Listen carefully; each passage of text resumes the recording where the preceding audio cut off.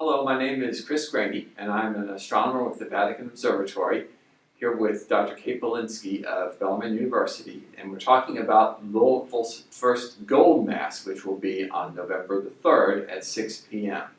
And Dr. Bulinski, you're giving the keynote talk after the gold mass. Can you tell us a little bit about how the mass came to be?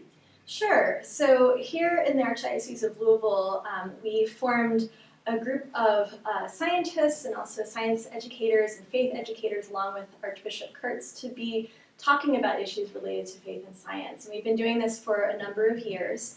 And we learned that there is such a thing as the Gold Mass, which is offered in dioceses across the United States from time to time, that's meant to invite science professionals to celebrate Mass together. And we thought that the Archdiocese of Louisville would be a great place to do this, to celebrate the connections between faith and science. And science professionals, also science teachers and science students as well. And the topic of your talk is faith and science compatible and complementary. So if you give us a brief overview. Sure.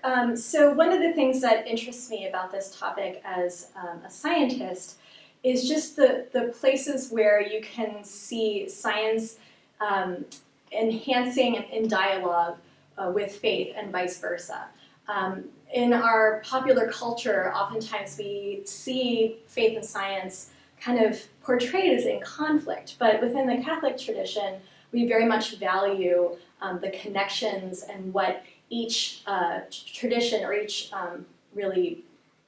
way of knowing science and faith can actually enhance the other. So that's what I'll be talking about with my presentation, of just different models of how science and faith interact and show how the science and faith really do work together and are embraced by the Catholic faith.